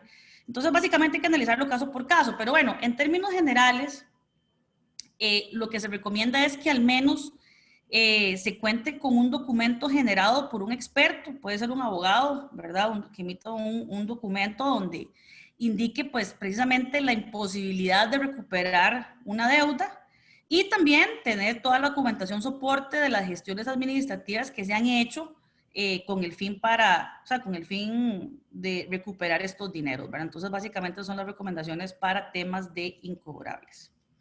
Siguiente, por favor. Como mencionábamos también, ¿verdad? Otro gasto deducible, según la norma, son los sueldos o salarios. La renta de fuente costarricense en relación a la compensación se define como todo ingreso, es decir, salarios, bonificaciones, beneficios complementarios, etcétera, recibidos por conceptos de servicios personales prestados en Costa Rica independientemente del lugar en que se pague el salario y de la forma en que se pague. Entonces, recordemos que según la regla general de deducibilidad que les comentaba al inicio, para que un gasto sea deducible es necesario, en primer lugar, que genere un ingreso gravable, que se hayan aplicado las retenciones que procedan y cuenten con la documentación soporte. El salario es uno de esos que para que sea deducible se le debe haber aplicado su retención para que califique como gasto deducible. Entonces, en ese sentido, el patrono deberá retener el impuesto sobre el ingreso percibido por el trabajador Las tarifas, como pueden ver en la filmina, pues bueno, son progresivas y son las siguientes. De 0 a 842.000 está exento y así sucesivamente aplicarán las diferentes tarifas progresivas que van del 10 al 15% y después de la reforma, bueno, se incluyen estos nuevos tramos del 20 al 25%. Ahí van a haber ciertas remuneraciones especiales como el salario en especie, ¿verdad? Estos tienen una tarifa de un 15% que se califica como un impuesto definitivo y sin deducción alguna. Obviamente, pues también el salario está sujeto a cargas sociales, que al patrono le corresponde el 26.5 y al empleado el 10.5. Y algo importante acá es que, bueno, el patrono se considera como un agente retenedor y eso es importante para efectos de la responsabilidad solidaria que tienen, pues, los agentes de retenedores y sobre este impuesto la que tiene el patrono, ¿verdad? Siguiente, por favor. En el caso de pagos que realiza un contribuyente por concepto de la prestación de servicios en Costa Rica desde el exterior, para que sea deducible le aplica la regla general de deducibilidad nuevamente, ¿verdad? Por lo que el pago deberá, número 1, aplicar el impuesto sobre remesas del exterior. Este impuesto puede ir desde un 5.5% a un 50% según el concepto del pago que se realice. En el caso de servicio, la tarifa ahora es del 25% y es importante mencionar que actualmente Costa Rica tiene ciertos tratados para evitar precisamente la doble imposición. Algunos de esos tratados son con España, Alemania y México, en donde en virtud de dicho convenio, las retenciones que hemos mencionado podrían ser menores que las establecidas por ley. También estos pagos al exterior deberán de contar con la documentación soporte, como por ejemplo contratos, la factura original, ¿verdad? Respecto a la factura que se emita, ¿verdad? Y vamos a tener también algunas limitaciones relevantes. Entonces, algunas limitaciones relevantes respecto de esta deducibilidad es que, bueno, hayan asimetrías híbridas. No, esto es un concepto de fiscalidad internacional que significa que pueden haber un doble beneficio, tanto en la jurisdicción que paga como la que recibe, y eso pues representa un límite a la deducibilidad claramente. Lo mismo que el pago se realice a jurisdicciones no cooperantes. En la siguiente filmina vamos a comentar un poco los criterios que establece la ley para ver cuál es una jurisdicción no cooperante. Y también en el caso de regalías, Paulina, devuélvete una filmina, por favor. Y en el caso de regalías y asesoramiento a casa matrices, bueno, no puede exceder del 10% de los ingresos brutos. Entonces, esas son 3 limitaciones relevantes para la deducibilidad de pagos al exterior. Siguiente. Bueno, la ley establece ciertos criterios para determinar cuáles deberían ser jurisdicciones no cooperantes. Entonces, salvo prueba en contrario, se entenderán jurisdicciones no cooperantes aquellas que tengan baja o nula tributación. Esto quiere decir que su impuesto o sus utilidades sean menor a un 18%. Hayan elementos de opacidad fiscal. Esto quiere decir que sea una jurisdicción en donde no hayan mecanismos de intercambio de información activo con Costa Rica, llámese un CDI con cláusula de intercambio de información, un convenio de asistencia mutua o tratados de intercambio de información. Y bueno, básicamente con esto terminamos la sección del tratamiento fiscal de los gastos y le cedo la palabra a mi colega Daniel para que continuemos con otros temas relevantes. Muchas gracias. Gracias, Gabriela. Tal vez vamos a ver en esta parte de forma muy resumida un tema que también es relevante, que tiene que ver con sociedades inactivas, si podemos pasar en la presentación. Y ya después de esto, pues vamos a entrar a la parte propiamente de cumplimiento de algunas obligaciones tributarias y de algunos aspectos más prácticos que tienen que ver ya propiamente con la presentación de la declaración este mes de marzo. Tal vez aquí es importante recordar que después de la reforma fiscal se hizo una modificación al artículo 2, que es el que nos hablaba de quiénes son contribuyentes para efectos del impuesto sobre la renta, y se incluyó, a diferencia de lo que sucedía anteriormente, a todas aquellas sociedades que no tenía, o sea, que no tienen propiamente una actividad lucrativa. Entonces, ¿en qué se traduce esto? En que básicamente una sociedad que no tenga actividad lucrativa, que esté domiciliada en el territorio nacional, va a tener una serie de obligaciones que cumplir frente a la administración tributaria. Este tema en su momento pues generó bastante atención en lo que se refiere a cuáles son sus obligaciones, qué tanto hay que reportarle a la administración tributaria. Tenemos que considerar que en el país hay muchas sociedades inactivas que se usan únicamente para tenencia de bienes personales como casas o carros, y pues básicamente la gran duda que hay es cuál es el detalle contable que tengo que llevar para poder hacer la declaración frente a la administración tributaria. Como documento muchas de las operaciones que venían desde hace mucho tiempo atrás, digamos, por ejemplo, hace 20 años cuando compré la casa e hice la sociedad para tenerla ahí adentro como documento. Este tipo de operaciones que a la fecha sigue sin haber mucha claridad respecto de cuál debería ser el tratamiento que deben de seguir. Sin embargo, en esta parte nos interesa resaltar que, bueno, esas sociedades inactivas fueron inscritas, muchas de ellas de oficio por parte de la administración tributaria, las inscribieron bajo un código de actividad económica específico, que es el 960113, que es el de personas jurídicas constituidas que no desarrollan actividad económica de fuente costarricense. Entonces, tal vez algunos de ustedes que tenían esas sociedades no lo vieron o no estuvieron en la obligación de hacerlo porque la administración tributaria lo hizo de oficio con las que ya estaban inscritas. Y esto, como les decía, más que nada lo que quisiéramos recordar es que implica una serie de obligaciones para los contribuyentes, como por ejemplo el tema del deber de inscripción ante el Registro Único Tributario, mantener datos de representante fiscal y domicilio actualizado. Sí es importante recordar que no pueden emitir comprobantes electrónicos, porque en el momento en el que emitan un comprobante electrónico, pues básicamente los estamos dotando de una actividad lucrativa en los términos que entiende la administración tributaria, una actividad económica que tendrían que tributar. Y por último, para darle la palabra a Rafael Sandí, es importante recordar respecto a este tema que a la fecha, bueno, la administración tributaria comenzó, igual como lo mencionaba Randall al inicio de la exposición, 2 años después hay cosas que todavía no siguen definidas. En un principio dijo que iba a ser la declaración de 101 con la que se iba a funcionar. Después, hacia finales del año pasado, sacó una nueva resolución diciendo básicamente que iba a poner a la disposición un formulario especial para que los contribuyentes puedan hacer la declaración de personas jurídicas inactivas.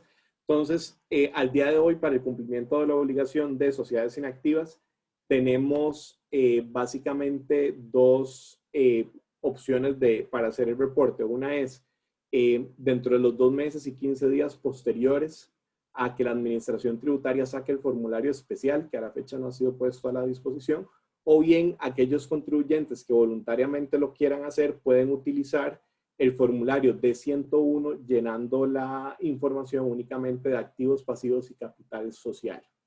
Eso pues básicamente es lo que queríamos retomar en este punto, y le cedo ahora la palabra a Rafael Sandí para que les comente sobre ya temas propiamente de cumplimiento fiscal. Adelante, Rafael.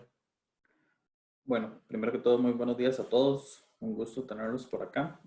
Si gustan, pasamos, por favor, la filmina. Vamos a iniciar con el calendario fiscal, ya las últimas fechas que nos quedan, a pocos días ya de culminar lo que es el cumplimiento para el 2020.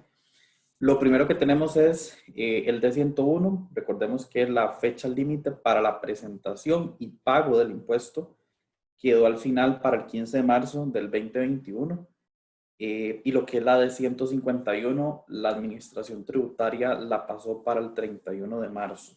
Siguiente, por favor. Referente a la D151, por acá es importante recordar varios puntos. Primero, el cambio de periodo. Para este año vamos a estar reportando del 1 de octubre del 2019 al 31 de diciembre del 2020. Va a ser un reporte de 15 meses en total. Nos estamos rigiendo por medio de la resolución DGT R 071 del 2019. por medio de esta resolución, al final la administración tributaria básicamente lo que nos dice es, ok, todo lo que tengamos sustentado o respaldado con facturación electrónica, no debemos incluirlo dentro de la declaración, hay que excluirlo. Todas aquellas compras, todos aquellos ingresos que están con factura electrónica o todas aquellas compras que yo realicé por medio del régimen simplificado y que les realicé una factura de compra, no debo reportarlo. Esto es importante al momento de realizar la presentación de la declaración. Y como les comentaba anteriormente, pues la administración tributaria decidió ampliar el plazo y ahora la fecha límite para presentarla es el próximo 31 de marzo. Siguiente, por favor. Referente a la D101, es importante acá recalcar varios puntos. Vamos a ver. Recordemos que este año va a ser el primer año donde gran cantidad de contribuyentes va a estar presentando la D101 como fecha límite 15 de marzo. ¿Ok? Vamos a tener a un porcentaje importante de contribuyentes con esta obligación. Aparte de eso, vamos a tener también lo que son las declaraciones mensuales de impuesto, todo lo que es el IVA, retenciones por salario, withholding tax, etcétera, también con fecha límite para el 15 de marzo. Esto, debido a esta situación, es que nosotros estamos recomendando no dejar para último la presentación de las declaraciones. Es probable que el sistema colapse, ¿ok? Eso es importantísimo recalcarlo. Y de esta manera, pues, evitamos inconvenientes con la administración tributaria.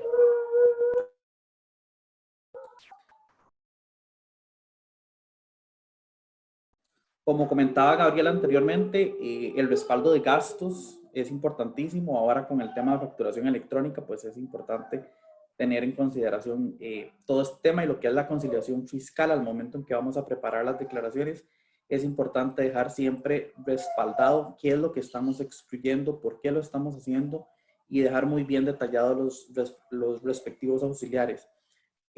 Referente a anticipos de renta, retenciones del 2% o cualquier otro crédito o saldo a favor que yo me esté aplicando en la declaración, es importante dejarlo también respaldado en los papeles de trabajo, esto para evitar cualquier situación que se pueda generar en caso de una eventual fiscalización por parte de la administración tributaria. Siguiente, por favor. Con la D151, importante recordar que esta declaración se va a estar presentando o se va a estar preparando por medio del Declara 7, ¿ok? Por medio del Declara 7 nosotros realizamos el informe, preparamos todos los proveedores y posteriormente subimos el DEC por medio de la página web de la Administración Tributaria.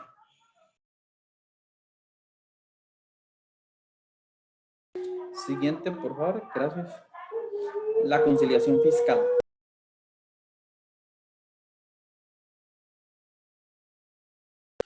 Ok, este es un ejemplo ya un poco más numérico referente a una conciliación fiscal. En este caso, estamos partiendo de una utilidad financiera de 2.400 millones, ¿ok? Estamos generando un ingreso por interés de 150 millones, entonces estamos restando esos ingresos a la utilidad. Y tenemos gastos no deducibles correspondientes a variación en provisiones, impuestos a sociedades, beneficios ampliados que no han sido reportados a la Seguridad Social y que tampoco han sido sujetos a retención del impuesto al salario, exceso en donaciones, exceso en depreciaciones también, gastos no deducibles relacionados a la actividad económica. Muchas veces son gastos que la compañía asume de otras compañías hermanas y gastos sin documentación de soporte. Muchas veces son reintegro de gastos ampliados o gastos que se generan que no se cuenta con la documentación de soporte. En este caso estamos generando una utilidad fiscal de 2.678 millones. Le aplicamos el 30% de impuesto y pues nos genera un impuesto por pagar de 800 millones. A eso le restamos anticipos por 200 millones y saldos a favor por 25 millones. Entonces al final tenemos un impuesto de 578 millones de colones. Ese es un ejemplo ya de una conciliación fiscal, ¿verdad? Y como les comentaba, pues es importante respaldar todo. Entonces, por ejemplo, En el caso del ingreso por dividendos, respaldar esos 150 millones. ¿Cuál es la documentación soporte que yo tengo para poder pasar esos 150 como no gravables? ¿Ok? Lo que es, por ejemplo, el impuesto a sociedades, ahí se puede respaldar con el comprobante de pago, beneficios ampliados, tal vez algún auxiliar que se tenga. Exceso en donaciones, pues es más que todo un cálculo un poco manual, ¿verdad? De las donaciones que yo tengo, realizamos la verificación. Exceso en depreciación, normalmente lo que se hace es adjuntar un auxiliar de activos fijos ya con el cálculo realizado. Y gastos no asociados a la actividad o sin documentación soporte, que es muy común verlo en compañías, y pues dejarlo muy bien respaldado y validar que no se nos esté escapando nada. Básicamente es como el ejemplo que tenemos para compartirles. Siguiente, por favor. Acá le cedo la palabra a Dani. Perfecto, muchas gracias Rafa por esta explicación de temas un poco más prácticos. Ya para terminar y tal vez para dar un espacio considerable al tema de preguntas, vamos a ver algunas tendencias de la administración tributaria y algunos temas que están sobre la mesa en lo que se ya refiere a política fiscal y que pues no deja de ser interesante o importante que los tengamos a la vista, más que nada por las obligaciones que esto puede tener de cara a las obligaciones tributarias.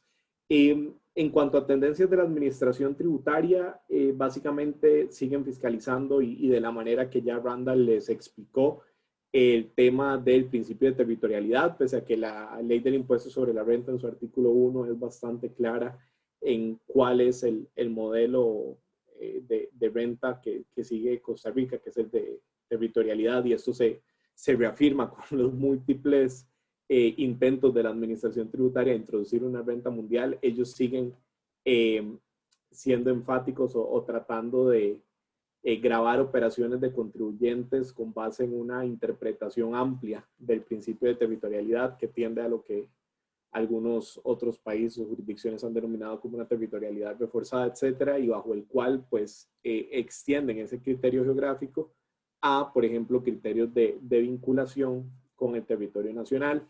Tenemos también administraciones tributarias revisando materia de precios de transferencia. Esto pues básicamente lo que están haciendo es revisar transacciones entre partes vinculadas, sostienen algunos ajustes importantes en materia de precios de transferencia sin necesariamente tener todas las bases técnicas necesarias para poder realizar este tipo de ajustes. Tenemos, por ejemplo, temas y ahora que, por ejemplo, con la reforma fiscal se permite la deducibilidad de pérdidas para todos los contribuyentes, es importante tener en consideración que la administración tributaria está siguiendo muy de cerca y muy enfáticamente temas de forma, tanto en este tema de aplicación de pérdidas como en cualquier otro, de forma tal que hay que revisar muy bien cuáles son las reglas que ya Gabriel explicó del artículo 8 para la aplicación y deducción de pérdidas, entre ellas, por ejemplo, la separación contable. Hemos visto casos en los cuales la administración tributaria, pese a que ha tenido a la vista que la pérdida efectivamente incurrió, etcétera, se va por temas de forma para poder rechazarla. Tenemos también, digamos, y esto es importante, en caso de que tengan gastos por centros de servicios compartidos, revisar cómo se estructura ese gasto. Hemos visto casos en los que la administración tributaria, por ejemplo, cuestiona la pertinencia o la utilidad del gasto por considerar que hay una duplicidad entre las funciones que yo le pago, o sea, los trabajos que yo pago a ese centro de servicios compartidos y la estructura organizativa que tengo en el territorio nacional. Y también seguimos viendo, por ejemplo, y aquí es importante porque sí han habido pronunciamientos recientes de la Sala Primera reconociendo o dando prevalencia a la realidad económica de las transacciones, rechazos por parte de la Administración Tributaria del Gasto cuando hay descuentos que no estaban consignados en la factura. Esto sí es importante, como les decía, con algunos ya un precedente de la Sala Primera reconociendo que cuando, por ejemplo, el gasto no está consignado en una factura, pero sí en una nota de crédito o de débito, esto obedece a una práctica comercial y usual dentro del mercado, y además, si se logra acreditar la existencia real del gasto por el descuento debería de ser aceptado. Adelante, Paulina. También hemos visto a la Administración Tributaria, ya está terminando algunas de las fiscalizaciones del Impuesto General sobre las Ventas. Todavía no tenemos conocimiento de fiscalizaciones en lo que se refiere al impuesto sobre el valor agregado. Entonces, en esta parte, las tendencias que estamos viendo son todavía relacionadas con el impuesto sobre las ventas. Básicamente, una revisión amplia de este impuesto, con especial énfasis en temas de los ya conocidos, interpretación extensiva que se ha hecho en muchos casos del artículo 1 de la ley, especialmente en lo que se refiere a la prestación de algunos servicios bajo el paradigma anterior de la ley, bajo la cual solo se grababan los que estaban expresamente mencionados en el artículo 1. La Administración Tributaria sigue valiéndose de algunos conceptos como los y similares que incluía el artículo 1 de la ley para tratar de grabar servicios que difícilmente el legislador previó o era la intención grabarlos. Y también tenemos fiscalizaciones importantes relacionadas con impuestos aduaneros, que en este caso hemos visto a la administración aduanera enfocada en el tema de las regalías como parte del valor aduanero. Aquí hay temas importantes que la administración tributaria o aduanera no necesariamente están viendo como lo vemos la mayoría de contribuyentes en cuanto a cuáles son las regalías que se adicionan al valor aduanero de las mercancías. Ellos insisten en que básicamente es cualquier regalía, desconociendo un poco las disposiciones de convenios internacionales y acuerdos internacionales que regulan la materia. Y también hemos visto un especial control sobre el tema de aplicación de reglas de origen para efectivamente en aquellos casos en los que existe un acuerdo de comercio internacional, etcétera, verificar que efectivamente los productos provienen de las jurisdicciones que están cubiertas por dichos convenios y evitar de esta forma cualquier tipo de anomalía en lo que se refiere a reglas de origen. Avancemos, por favor, Paulina. Gracias. Vamos a ver ahora de forma muy rápida cuáles son los proyectos de ley que están relacionados o que están sobre la mesa con, que están pues ligados al acuerdo que está consiguiendo o que ya consiguió el Estado con el Fondo Monetario Internacional. Como ustedes vieron ya, si no me equivoco, el día de ayer o anteayer, la mesa directiva del Fondo Monetario Internacional accedió a dar el préstamo y eso compromete al país a pasar una serie de proyectos de ley, que en este caso nos vamos a enfocar en aquellos que tienen una incidencia propiamente en la recaudación, pero que también se componen, por ejemplo, de algunos otros proyectos como la ley de empleo público, etcétera, que ustedes posiblemente han visto en las noticias. Quizá uno de los más importantes es el proyecto de ley de reducción de beneficios fiscales. Aquí tal vez enfocarnos en lo que a ustedes puede resultar más relevante de cara a sus operaciones, es que propone un aumento en las tarifas del impuesto sobre remesas al exterior. Estamos hablando que las tarifas que están en el artículo 59 de la ley del impuesto sobre la renta incrementarían en un 5%, lo cual que si ya de por sí las tarifas eran altas, van a tener que sumarle ese 5%. Entonces hablaríamos, por ejemplo, de asesoramiento técnico o servicios profesionales que pagaban por remesas al exterior un 25%, estarían pasando a pagar un 30%. Este proyecto también contempla un incremento de un 1,5% en la tarifa de rentas y ganancias del capital por 2 años. Es decir, transitoriamente tendríamos una tarifa de rentas del capital y ganancias del capital de 16,5%. Y entre otras disposiciones se elimina la no sujeción del salario escolar. Adelante, Paulina.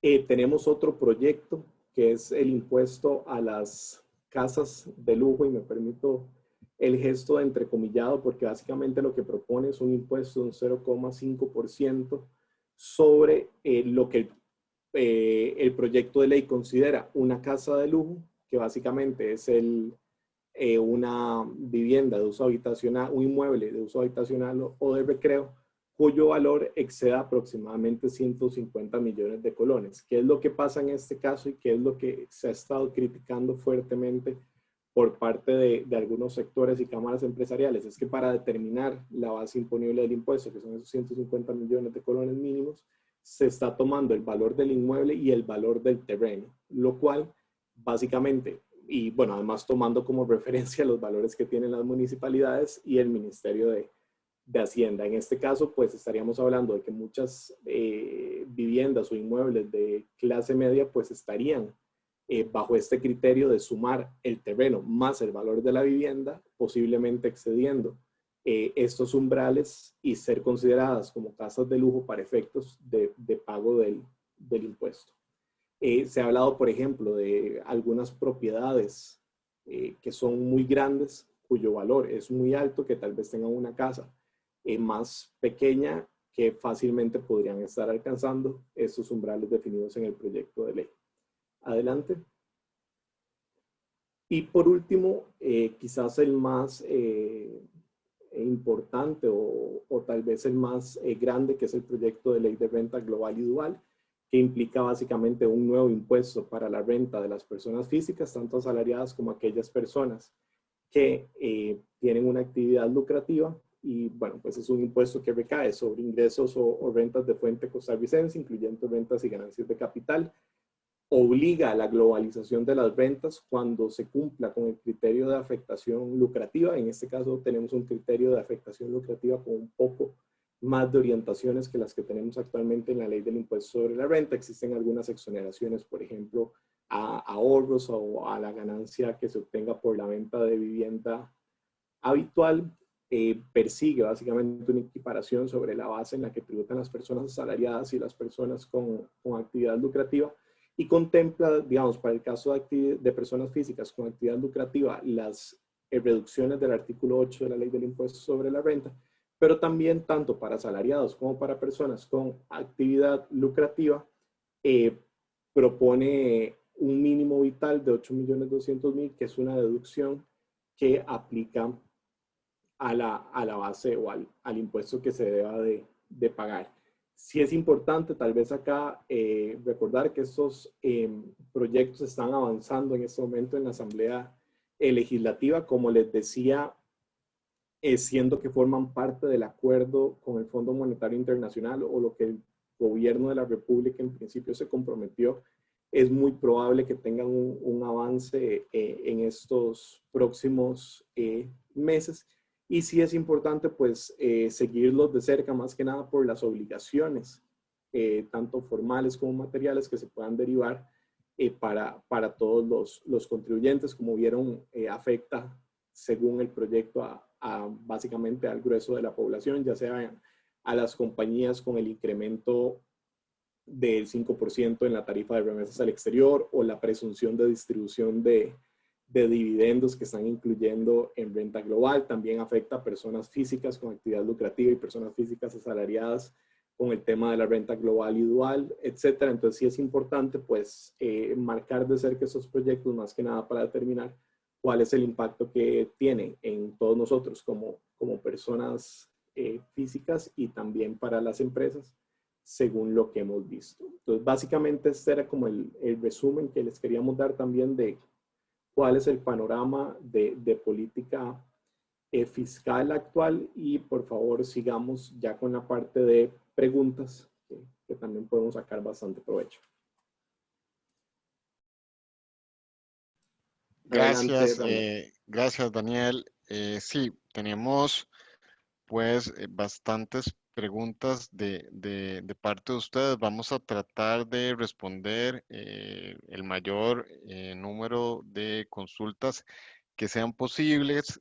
Como bien lo indicaba Paulina al inicio de la presentación, se estará compartiendo la presentación con mucho gusto para todos aquellos de ustedes que se tomen 5 minutos completando la evaluación del evento, que es algo para nosotros súper importante para entender qué puntos de mejora tenemos, qué temas les interesaría que abarquemos en futuros eventos. Entonces, si para todos aquellos que se tomen el tiempo, que no van a ser más de 5 minutos, en responder esta pequeña encuesta de satisfacción, Ese es el único requisito, por decirlo de alguna forma, que estamos solicitando para enviarles la presentación. Entonces vamos a iniciar con algunas de las preguntas que ustedes han planteado a través del chat. La primera pregunta consiste en que si se contrata una empresa del exterior para calificación de riesgo internacional, en este caso el servicio se da en el extranjero y la empresa está en el exterior. Aplica la retención de renta por remesas al exterior. Y aquí entramos a una disyuntiva muy compleja que lamentablemente ha sido la costumbre por parte de la administración tributaria en los últimos años. Yo tendría que dividir la respuesta en dos aristas. La primera es, en un mundo de correcto derecho, donde la legislación se respete en su literalidad, si hay una empresa que brinda el servicio de calificación de riesgo entendido como al final un informe de calificación de riesgo se analizan una serie de elementos o variables y se da una calificación respectiva. Ese estudio de calificación yo diría que no podría ser o asemejarse a un asesoramiento técnico, financiero o de otra índole. Sin embargo, dada la voracidad fiscal y como la administración tributaria ha venido separando los servicios, homologando cuando le convenía que había, porque acuérdense que un servicio profesional totalmente prestado en el exterior y que no pueda ser asemejado u homologado a un asesoramiento técnico, lleva un 0% de retención.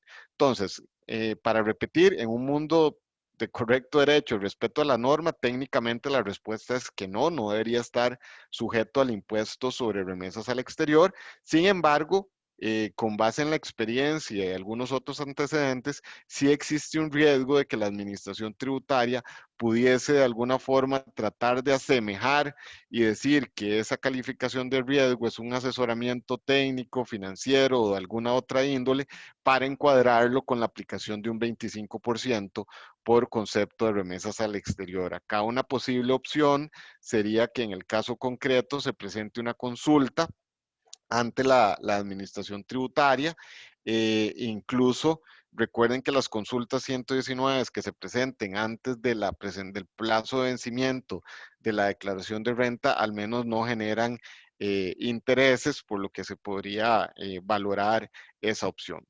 La siguiente pregunta, en relación con el ejemplo que yo daba de el local comercial o el inmueble donde se ubicaba una gasolinera y otros locales comerciales, nos preguntan que qué pasaría con la eventual ganancia de capital si en un futuro ya esos bienes están desafectados. La ley prevé la figura de la desafectación, ¿verdad? Entonces, obviamente tiene una serie de requisitos.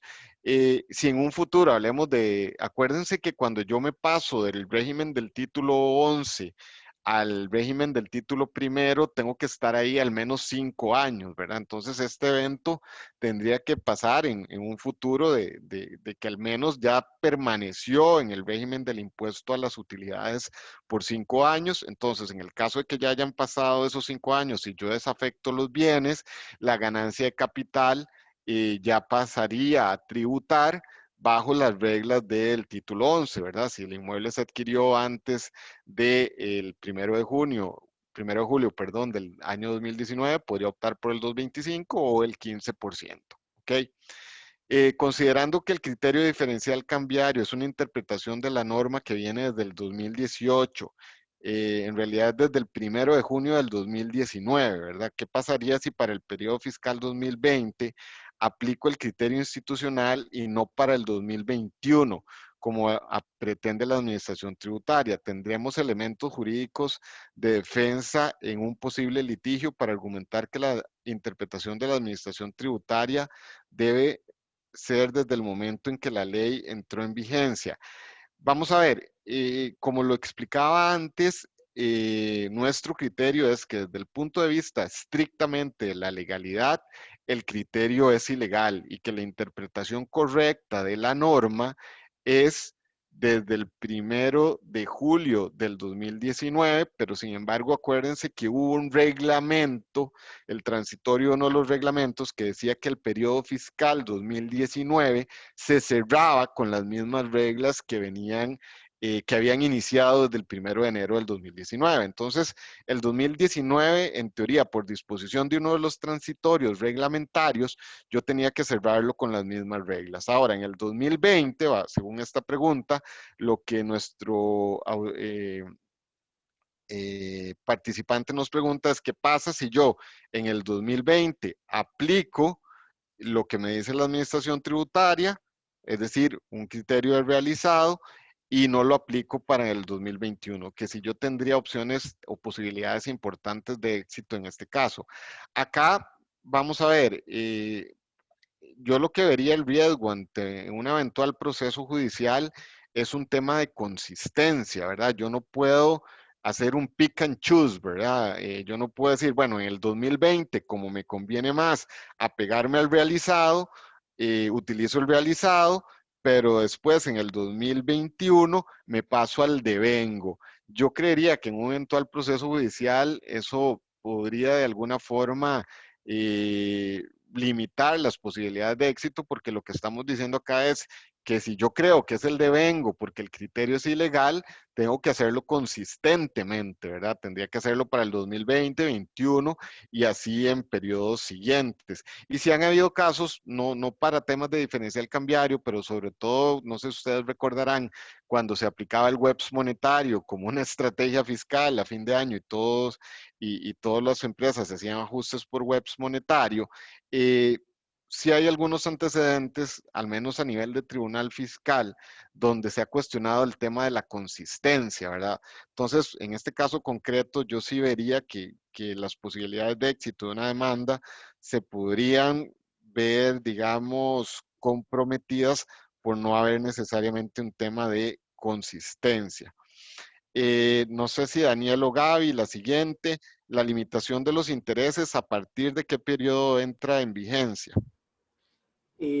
Claro, Randall, entra a partir del 2021. Este tema es importante un poco ahora que conversábamos sobre la administración tributaria y sus posiciones. Es importante recordar que en sus primeros oficios había mencionado que la limitación a la deducibilidad de intereses financieros en los términos que establece la ley comenzaba en el año 2000, o sea, para el periodo fiscal 2020 con el 30%, que es el monto en el que inicia.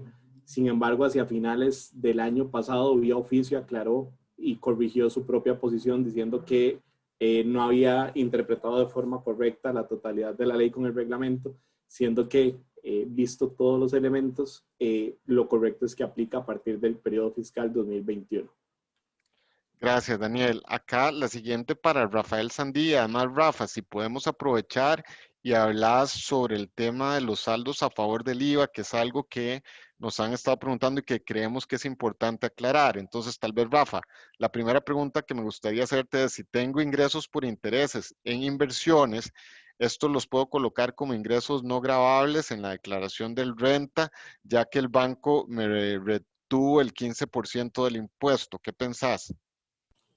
Bueno, ahí habría que estar 100% seguros, ¿verdad?, de la retención que realiza el banco e igual poder documentarlo todo. Referente al tema del IVA, es una pregunta que hemos notado que nos hacen en varias oportunidades, no la han hecho, y acá quiero aclarar lo siguiente. Vamos a ver, el crédito o el saldo a favor que yo genero en el IVA, yo lo puedo aprovechar en otros impuestos. La ley me lo permite. Sin embargo, se hace la aclaración de que para yo poder aprovecharlo en otros impuestos debo esperar 3 meses, ¿ok? Entonces, yo lo genero en enero, debo esperar 3 meses. Si durante esos 3 meses no logré aprovecharlo en la declaración del IVA, puedo aprovecharlo entonces en otros impuestos. Aplica también en este caso para efectos de renta. Si tengo saldo a favor del IVA y ya pasaron 3 meses desde el momento en que lo generé, entonces puedo aplicarlo para efectos del impuesto de renta. Ok, perfecto. En el caso de los intereses, si son de una entidad regulada por su jefe, acuérdense que la norma, que yo lo explicaba cuando hablábamos del título 1, me establece que no son ingresos afectos, ¿verdad? Entonces, esos no tendrían que, digamos, de alguna forma globalizarse dentro de dentro de la canasta del impuesto sobre la renta, porque en ese caso sí se consideran como una retención única y definitiva. Tal vez entendería, Rafa, no sé si la pregunta es si a efectos de la declaración yo lo tengo que meter y simplemente registrarlo o declararlo como un ingreso no gravable. Sí, correcto. Igual, para efectos de la declaración, igual hay que tomarlo en consideración y detallarlo dentro de la casilla de ingresos no gravables, correcto. Ok, perfecto. Gaby, no sé si estás por ahí, creo que esta ya la contestaste, pero para repasarla, la factura electrónica de compra de servicio del exterior ya es obligatoria.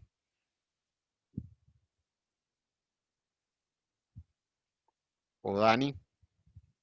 Perdón, estaba en mute, disculpen. Sí, bueno, aún no está, o sea, aún no está en uso esa factura.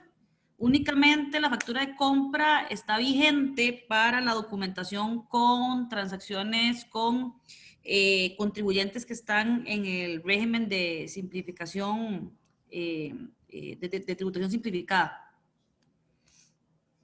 Ok, Ahí, perdón, perfecto. Randall, nada Pues, más agregar a lo que menciona Gaby, que es importante recordar que, digamos, hasta que no esté disponible la factura de compra para este tipo de operaciones, para la inversión del sujeto pasivo, sí se tiene que seguir documentando según lo que disponen los transitorios del reglamento, la operación con el respectivo comprobante que me emita el prestador del servicio.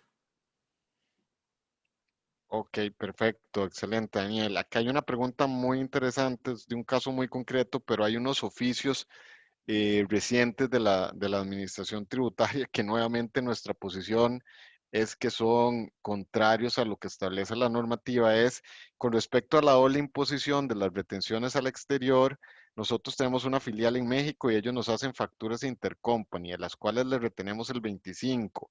¿Cómo funcionaría el pago de la doble imposición? Bueno, lo primero que habría que determinar es esas facturas intercompany, bajo qué concepto se hacen, ¿verdad? Si es regalías, dividendos, servicios profesionales, si son rentas empresariales. Pero el caso al que me gustaría referirme de dos oficios recientes es que eh, el tratado de doble imposición o los tratados de doble imposición tienen un artículo sobre la aplicación de rentas empresariales, las cuales supongamos que yo contrato servicios a una empresa en mexicana para que me dé servicios de back office, para que me lleve la contabilidad, y esa empresa mexicana no tiene un establecimiento permanente en Costa Rica. De acuerdo con el tratado, esa renta empresarial solo debería estar grabada en Costa Rica, solo debería estar, perdón, grabada en México. Sin embargo, en dos oficios recientes, ante consultas de dos contribuyentes, la administración tributaria, que siempre ha dicho, en algún momento siempre defendió a muerte, que los servicios profesionales solo pueden ser prestados por personas físicas, ahora resulta que para que esos servicios, ventas empresariales no estén cubiertos a la exención del 0%, está diciendo que se trata de servicios profesionales, lo que llevaría a que la remesa esté grabada en un 10%, pero sin embargo, a pesar de que el criterio de la administración para nosotros es erróneo, si hay un ahorro en la remesa, por ejemplo, en este caso particular, porque pasamos de un 25 al 10. Pero bueno, respondiendo a la pregunta, habría que analizar cuál es el tipo de renta que se está pagando. Dani, esta no sé si tal vez puede ser que esté generando confusión con el tema del proyecto. Nos dicen si una persona es asalariada y recibe dietas y comisiones en la declaración de renta de las comisiones, debe incluir el ingreso por salario y dietas. O no sé si Rafa. Me parece que la pregunta puede estar más relacionada con el proyecto de renta dual y global, porque justamente lo que busca es la globalización de las rentas en el caso de personas físicas. En esos supuestos parecería que, digamos, y si hay que hacer un análisis muy detallado de lo que establece la ley, ver cuáles son efectivamente los supuestos ya específicos que se consultan, pero la intención es que efectivamente las rentas que recibe la persona física sean globalizadas. El proyecto también en este momento está en una fase muy verde, por decirlo de alguna forma, y habrá que ver si sufre alguna modificación en ese sentido, pero digamos, lo que persigue justamente la renta global y dual es la globalización de todos los ingresos de las personas físicas. Sí, Gaby, tal vez me gustaría consultarte sobre algo que yo expuse, pero que nos están pidiendo que lo aclaremos, que son las certificaciones sobre o las constancias de las retenciones del 2% cuando yo tengo algún tipo de negocios, bueno, tengo transacciones que me generen ingresos o pagos por parte de entidades estatales. ¿Te puedes referir al respecto, por favor? Claro, Randall, sí, efectivamente, bueno, eso es un tema que hemos estado viendo con algunos clientes de sector gobierno.